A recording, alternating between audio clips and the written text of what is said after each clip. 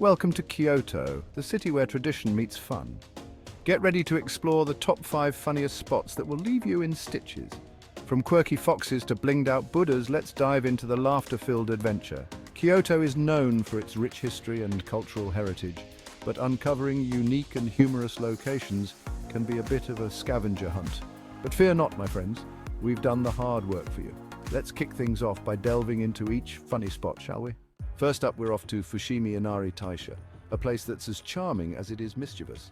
This shrine is famous for its thousands of bright orange torii gates, winding up the mountain like a giant, mystical roller coaster.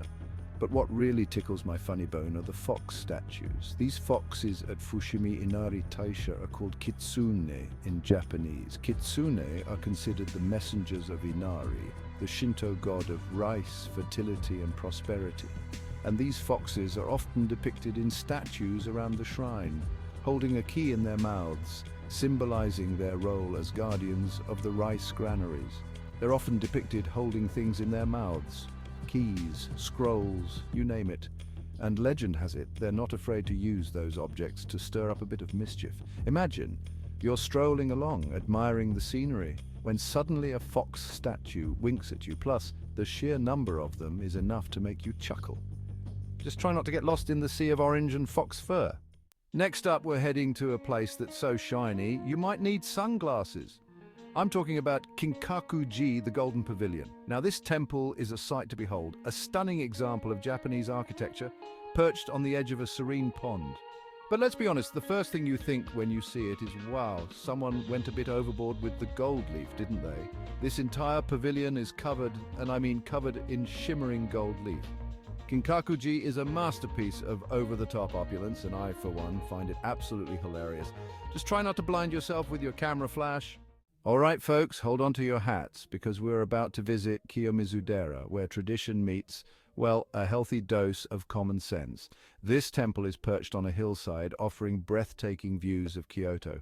But the real draw is the leap of faith from its wooden stage. Now, before you get any ideas, let me clarify. Jumping off this stage is not recommended. In fact, it's strictly forbidden. But back in the day, legend has it that if you jumped from the stage and survived, your wish would be granted. Thankfully, these days, we can enjoy the stunning views without the fear of breaking a leg or, our necks. It's a bit like a historical version of a trust fall, except with much higher stakes. Our next stop takes us to a place that's both serene and slightly surreal, the Arashiyama bamboo grove. Imagine yourself strolling through a forest of towering bamboo stalks, the sunlight filtering through the leaves, creating a dappled effect on the ground. It's like stepping into a scene from Crouching Tiger, Hidden Dragon. Only instead of ninjas, you might encounter a lost tourist or two. But here's the thing about bamboo. It's kind of funny looking, isn't it? I mean, it's just these long, skinny stalks swaying in the breeze, and the sound it makes when the wind blows through it. It's like 1,000 kazoos having a jam session. It's like being in a giant's garden, only instead of flowers, there's just bamboo everywhere. Finally, no trip to Kyoto would be complete without a visit to the Gion District, a place where ancient traditions collide with modern life in the most delightful way. Picture this.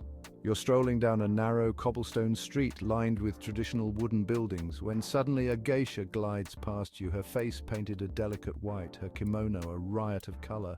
It's like stepping back in time until you notice the smartphone in her hand, checking her latest Instagram notifications. And that's the beauty of Gion. It's a place where you can sip matcha in a centuries-old tea house, then pop into a shop selling the latest high-tech gadgets. It's a place of contrasts, a place of surprises, a place where you're guaranteed to leave with a smile on your face and a camera roll full of funny photos. Just be sure to watch out for those sneaky rickshaw drivers. They're always looking for their next fare. So, there you have it, folks. My top 5 funniest spots in Kyoto, guaranteed to tickle your funny bone and leave you with a smile on your face. From mischievous foxes to shiny temples to bamboo forests that sound like a kazoo concert, Kyoto has something to offer every kind of humor enthusiast. If you enjoyed this comedic journey through Kyoto, be sure to give this video a thumbs up and subscribe to my channel for more travel adventures, hilarious mishaps, and maybe even a few more bad jokes. And don't forget to share your own funny travel stories in the comments below. I'd love to hear about them. Until next time, happy travels, and remember, laughter is the best souvenir.